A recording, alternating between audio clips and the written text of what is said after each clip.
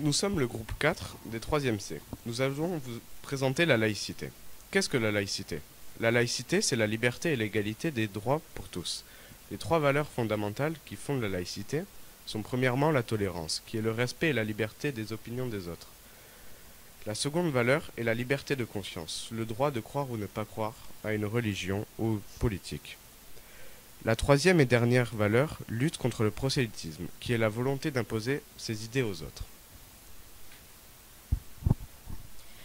Une école et un État devenus laïques. La notion de laïcité n'est pas apparue d'un jour à l'autre. Il a fallu plusieurs siècles pour que la laïcité soit considérée comme une valeur essentielle de la République.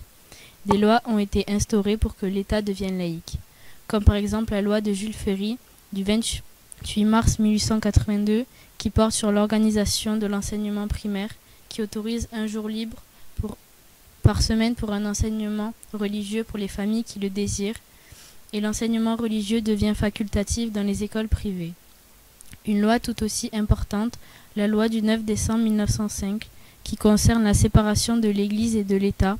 Ainsi, la République a supprimé tout budget relatif à l'exercice des cultes. Pour finir, il y a la loi du 15 mars 2004 qui interdit le port de signes ou de tenues ostentatoires à l'école. La charte de la laïcité à l'école. Une charte est un ensemble de règles et de principes importants. La charte de la laïcité est constituée de 15 articles. On peut la retrouver partout dans l'enceinte de notre établissement. L'école a pour mission de faire partager ces valeurs de la République, dont la laïcité. Parmi ces articles de la charte, on retrouve l'article 3, qui garantit à chacun la liberté de conscience de croire ou ne pas croire, et la libre expression de ses choix dans le respect des autres et des limites de l'ordre public. Mais aussi l'article 11, qui interdit au personnel la manifestation de leurs droits religieux ou politiques dans l'exercice de leurs fonctions. Comment représenter la laïcité? La laïcité est représentée par un arbre. Cet arbre est composé de 3 parties différentes. Il y a les racines qui représentent l'histoire de la laïcité, avec les noms des personnes qui ont soutenu et porté cette idée, comme Aristide Briand, un homme politique qui portera et fera voter la loi du 9 décembre 1905, ou comme Victor Hugo, un écrivain qui lui aussi portera la loi de la séparation de l'Église et de l'État, qui est à l'origine de la citation « l'Église chez elle et l'État chez lui ». Le tronc, qui symbolise le présent, avec la devise républicaine et ses valeurs qui sont unies et indissociables grâce à la forme du tronc. Il y a aussi le drapeau tricolore, qui est un héritage de la Révolution française. Enfin, les branches et le feuillage représentent l'avenir.